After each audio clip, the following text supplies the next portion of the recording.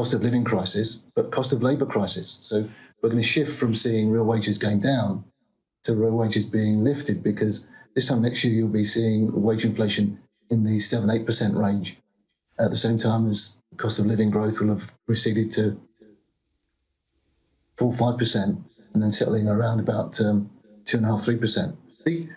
Everything from the internet to just global markets mean that spikes in energy costs will not be sustained.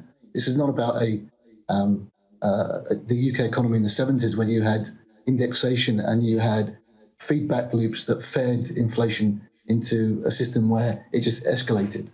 So, yes, we haven't seen the peak in consumer price inflation, but no, it won't be sustained, and real wages will start to rise again, and we could see real wage inflation in the next 6-7 years in the region of 2%, which we haven't seen for a great many years. Absolutely. Well, that'll be music to the ears of the government. Why are you so confident about that? Well, the labour market is incredibly tight. We were told yesterday by the ONS that real wages had gone down by 2%. We also know that vacancies have never been higher. Unemployment is wonderfully low, and it's never been a better time to basically ask for a pay rise. And you think this is... Sorry, Sav, go on. Well, if the question is, should the government intervene? Yes, it should intervene in parts of the economy where consumers of energy don't have the ability to go and ask for a pay rise. So the labour market is working very healthily. So there shouldn't be intervention in what effectively is a very, very postmodern UK labour market. Address the issue with pensioners, those who are out of the labour force, but leave the labour market alone. Intervention from the Chancellor, for instance, isn't necessary. What will be the implications of all this for the Bank of England? Well, it is. The Bank of England will raise rates this year. At the end of the year, the base rate will be 1.5%. They should have raised, I think, earlier. It will be an orderly increase. The peak base rate will come in around about 2.5%, and that will still leave real wages, so real interest rates negative. So let's not forget that just as the base rate goes up, doesn't necessarily mean that mortgage rates will go up, because there are so many disruptors out there looking to win market share in the mortgage market, and they will take every opportunity. If the traditional banks raise mortgage rates, the disruptors, the fintech or bank tech platforms will come along and do for banking what Aldi and Lidl have done for groceries. They will basically take advantage of any attempts by traditional providers of mortgages to gain market share. Now, separately, Sav, you've written a piece looking at the UK's economic prospects right out to the end of the decade on a regional basis. And your thesis is basically this is good news for the Midlands and the north of England, not such good news for Scotland. No, well, look, it's easy to sort of exaggerate the UK's headwinds, and we don't talk about the following winds. COVID has changed the way that we look at supply chains, and you're going to see a restoration of manufacturing, a greening agenda, supply side security, energy, food, manufacturing. So the best place to be really in the UK isn't London or Wales or Scotland, but in central and northern England. We call it CAME. So that sort of East Midlands, West Midlands region, the North East, North West, wonderfully positioned to capitalise upon the increase in logistics and warehousing, reshoring of manufacturing, greening of aero and automotive, education, because one thing that is very clear is that in the coming years, the number of Chinese and Indian students coming to UK universities will just grow and grow and grow. That's a very lucrative market and very concentrated in, as I say, central and northern England. But another key point, though, is that you do see there being scope for a manufacturing renaissance in the Midlands and north of England. Yes, the just-in-time management will be replaced by just-in-case. So a lot more, whether it's companies restoring manufacturing because they want to shorten supply chains to improve supply security, or to encourage their stakeholders that they're being much more ESG than CSR, because long supply chains mean a carbon footprint. Also, long supply chains take into countries where there may not be the ethical issues that we can be assured of in the UK. So yes, do not be surprised in a year's time if we start hearing about job creation in manufacturing at a pace that we haven't seen in decades. I mean, very interestingly, when you look at your reports, you don't think that things are that great for London and parts of the southeast of England. East Anglia you think is going to be good, but London not so hot. I mean, this is almost exactly what the government wants to see in terms of levelling up. Yeah, so the argument that we make is that levelling up will happen naturally, organically, has been helped by. I mean, there's BC and AD. BC stands for before Brexit and coronavirus, and AD is after dislocations caused by Brexit and coronavirus. And rather than be concerned that those dislocations are negative, they'd be positive. But they'd be most positive for parts of the country that are best positioned topographically to take advantage of logistics and warehousing and reshoring manufacturing. And London isn't that place. But East Anglia and the East Midlands and the West Midlands are wonderfully positioned. You're seeing it in, take yesterday's vacancy data, 1.3 million vacancies in the UK, never before seen level. Look at Adzuna data, which gives you a regional breakdown. And parts of the country around CA&E, the North East, East Midlands, West Midlands, the surge in job hiring in those regions is extraordinary, and it will drive wage inflation, which will help raise real wages. And let's not forget that in the next 3 years, the UK will see employment rise to 35 million. Before COVID, it was around about 33 million. So job creation and real wage growth are not negative drivers for real economic growth. So I think that when we look back at the GDP forecasts that are being put out, there'll be surprisingly revisions upwards. All right, Sav, it's always good to end on a positive note. Lovely to see you again. Thanks very much indeed for joining me.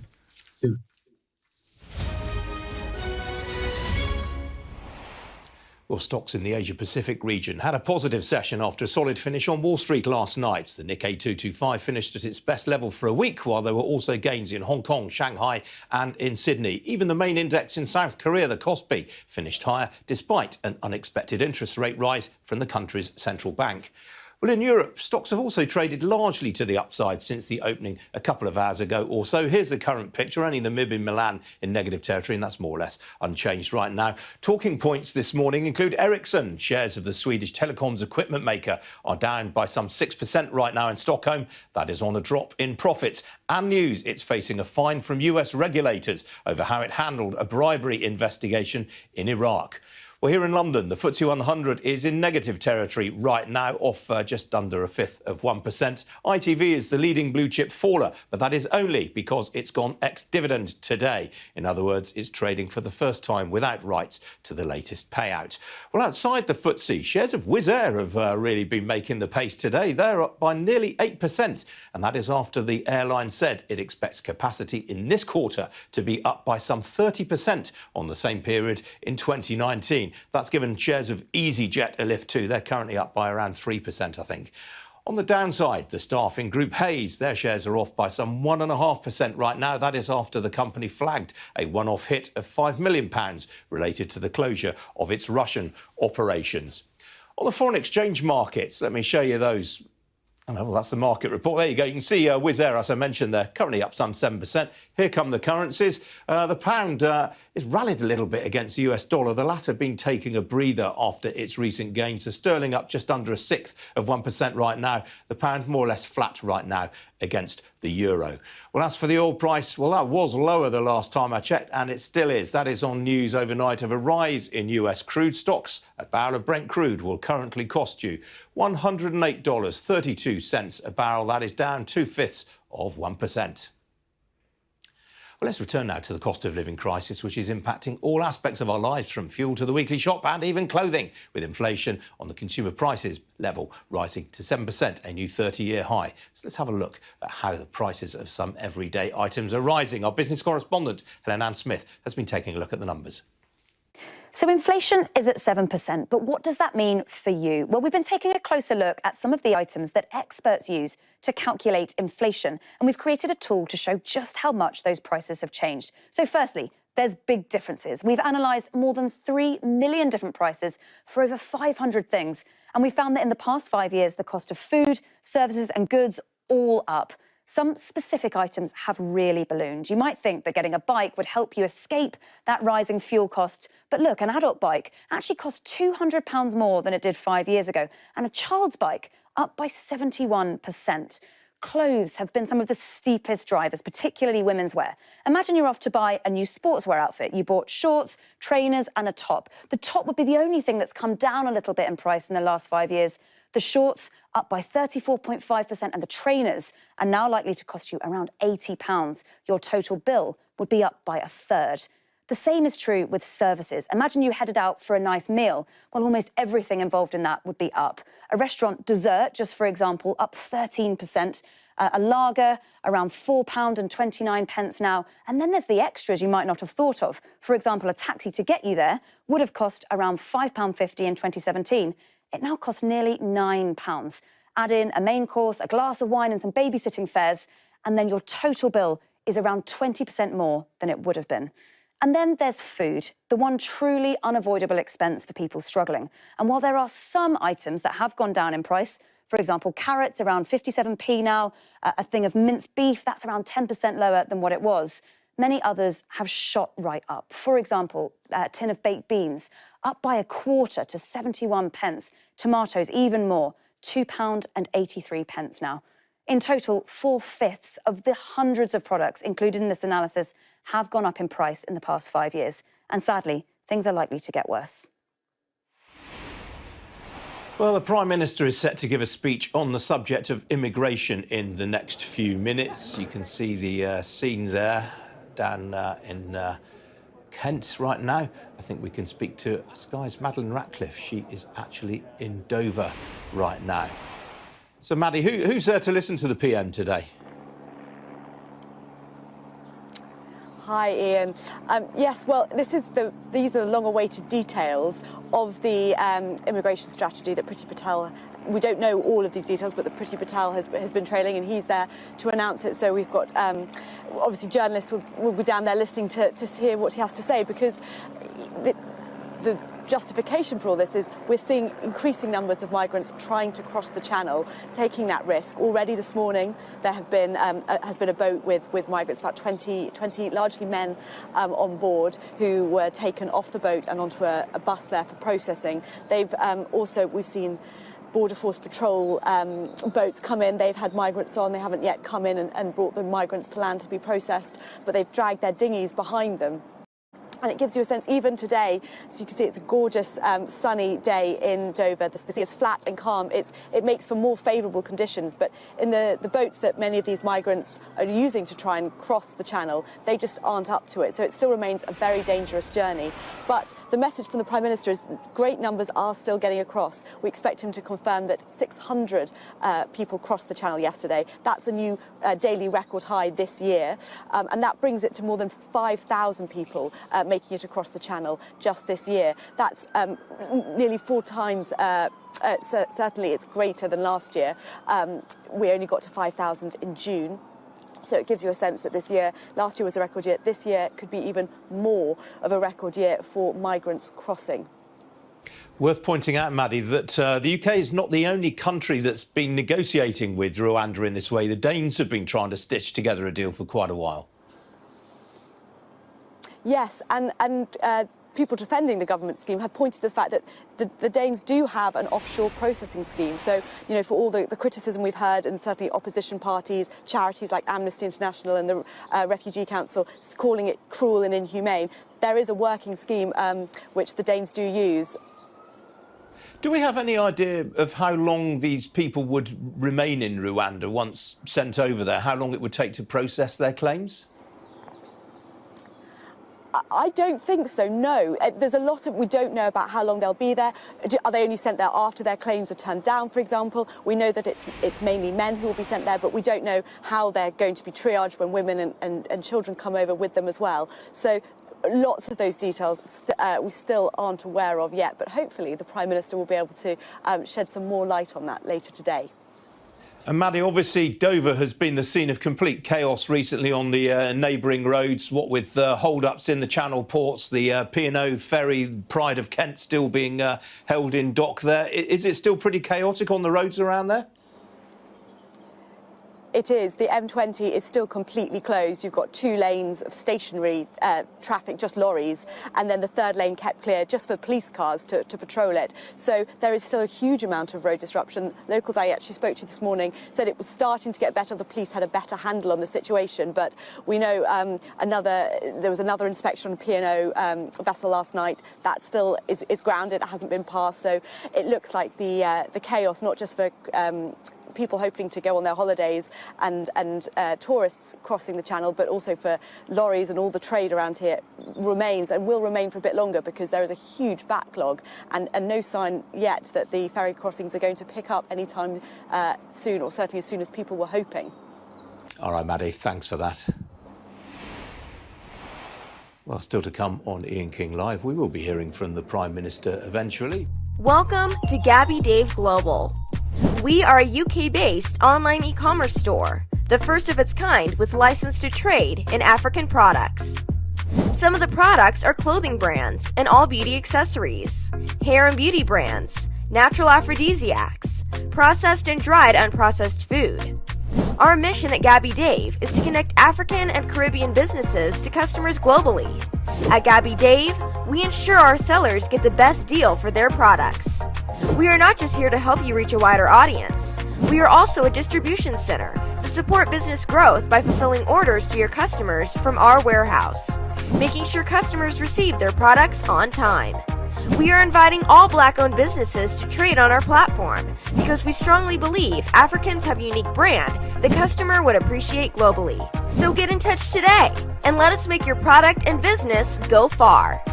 Here are some of the benefits of using Gabby Dave Global. User-friendly platform, track your shipment, online support, transparent process, multiple SKUs, multiple products, a platform that encourages manufacturers as well as traders. Our marketing and PR interventions amplifies yours. Organized products and categories for easy access and navigation. Access to global community, especially within UK and Europe.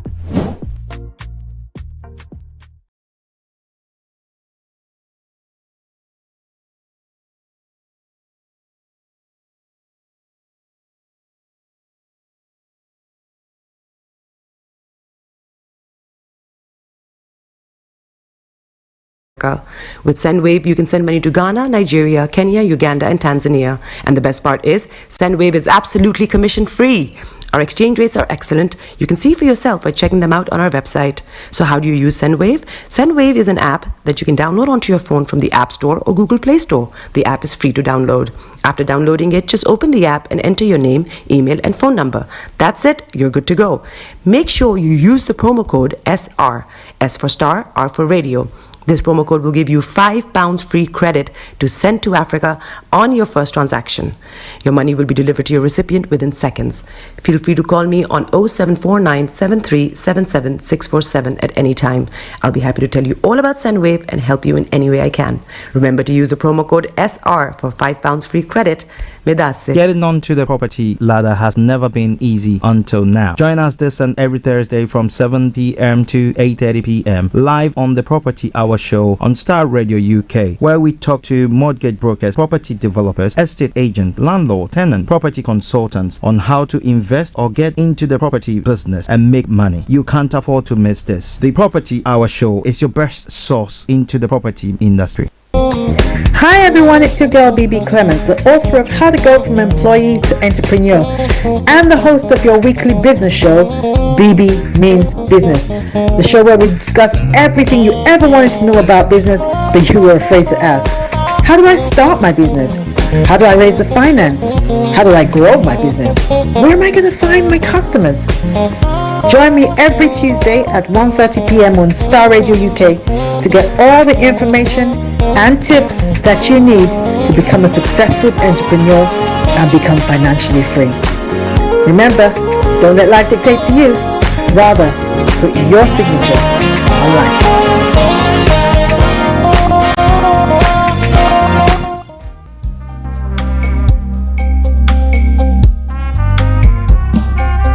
Are you looking for the fastest, reliable, and trustworthy door-to-door shipment company? Well, look no further. When was the last time your family received a shipment back in Ghana on time and in time? You are not sure?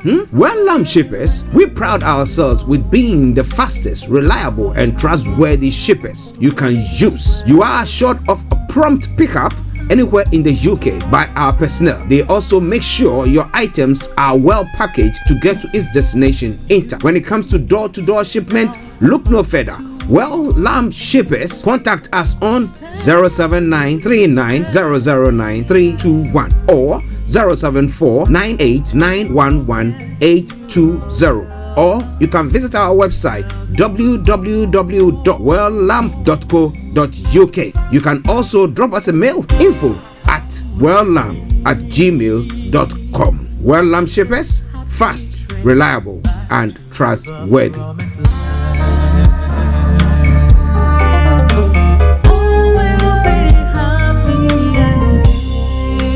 Hi there. Are you dreaming of owning your own house in Ghana? Then you will need a well-documented piece of land that is free from troubles. I highly recommend My Africa Property for any size of land that you will need. With My Africa Property, lands are available in Pram, Sopoli, Tohenia, Ogome, Dodova, Winneba, and many other locations at affordable prices. These locations are about an hour away from the airport, only 35 minutes from the motorway, 10 minutes drive from Central University College, 10 minutes drive to the beach, and close to Pram Senior High School and Ghana Men's Soccer Center of Excellence. For more details, visit our website www.myafricaproperty.com or call our UK office on 0208 123 2523. For our US and Canada offices, call us on +1 585 184 994145. You can also email us at ghana@myafricaproperty.com. Tune in to On Point here on Starr Radio UK with Empress Regina every Monday at 5 p.m. GMT. Looking forward to your company. Check me out. He tells me my energy is making him tired. Yes! How do you get the energy to do that? I've been told that I have a lot of energy, but my goodness, I think today I have met my match, people. I have met my match, Miss Suzanne. Wow, amazing. One of the things that's the start of the darkness. Of darkness. So what did that myself and the world will adjust. And 2019, forget the proverbial boardroom. Join me, Simone Frazier, on The CEO, the program that gives you the driving seat over your life. Every Tuesday, 8 p.m. only on Starr Radio. Body, it's your man. Bekutu, show them you got the cocoa set. Ladies and gentlemen, it's your boy Harry Song, aka Mr. Songs. This is the Kingmaker Baba for the girls. We're here. This is Starr Radio. Don't go nowhere. UK, London. We they call them London for home. For here, we they call them London. Hi there, this is CJ Buck. You know, whenever I'm in London, I listen to Starr Radio UK right here. But guess what? You can listen to wherever you are. The best radio show. Broadcasting worldwide, online 24/7. All around the world. In your car. At work. At home. On This your is smartphone. Starr Radio. Are you ready to turn it up? 10, 9, 8, 7, 6, 5, 4, 3, 2, 1. Your heart is aching. Smile even though it's breaking. When there are clouds in the sky, you get by. If you smile through your fear and sorrow, smile and maybe tomorrow you find that life is still worthwhile if you just smile. Hey, this is Archie and you are listening to Starr Radio UK and The Morning Show.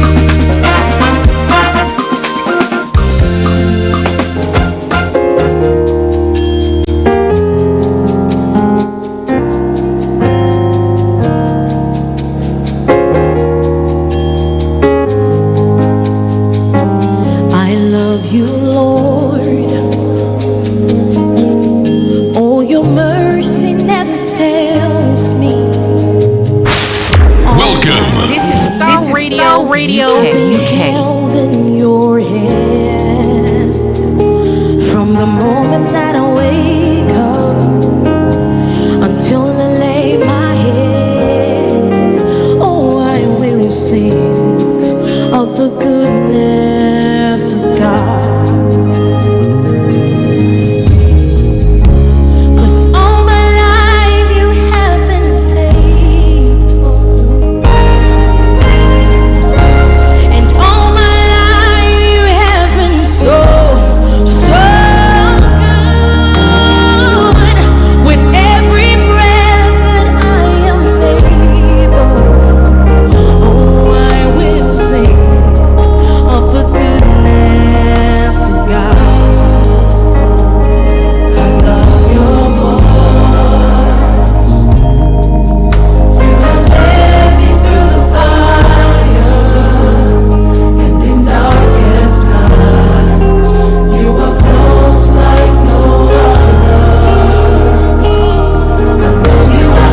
So that is how I say a massive good morning, good afternoon, good evening, good dawn to you wherever you might be on planet Earth. Those of you on other planets as well, we salute each and every one of you, and we want to welcome you to the Thursday edition of the morning show. Of course, as you know, it is going to be the last one for the week. Remember. You have been so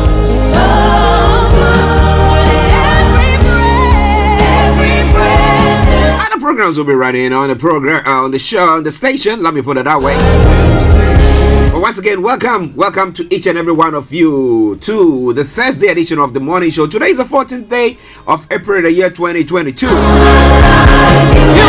time now exactly 10:45 from the heart of London. It is Starr Radio UK, your favorite African and Caribbean radio station in London. I remain yours sincerely, the one and only. This is the morning show with Archie. I say good morning to my colleagues, Mr. Frank Davis, Mr. Olayomi, Kojo D, Felix all the way in Aberdeen, Mr. Kofi Ali Abdul Yakin, all these wonderful people who join us on the show each day. Mr. David Clocher, wherever you are, gentlemen, and the family as well. We salute each and every one of you. I hope you are all doing very, very well. Mr. Malik Dramani Mahama, hope you are doing good too. Dr. Martin, Mr. Kate Yorson, good morning to you all. That's my able producer, Mr. Francis Guy. Wherever you are, Francis, massive good morning to you. Of the goodness of God. Bear with me with my clogged nose. I've been suffering. I don't know. Is it when you're growing old then you get you suffer from hay fever? Someone will say that. Well, we have younger ones who are also suffering from hay fever. But hey, whatever it is and wherever you are, I want to welcome you to today's edition of the morning show. Share the broadcast with your friends and loved ones and invite them to like our pages as well.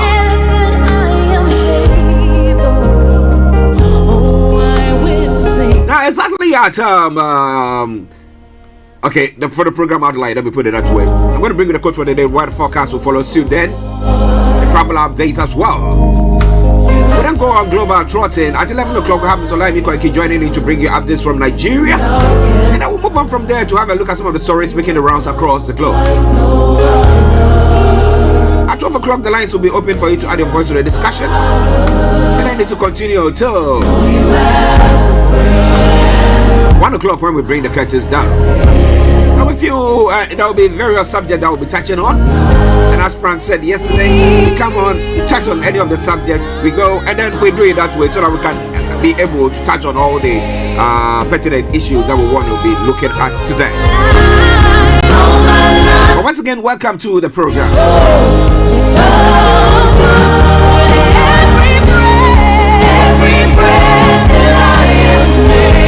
It is Starr Radio UK. It is your favorite African and Caribbean radio station in London.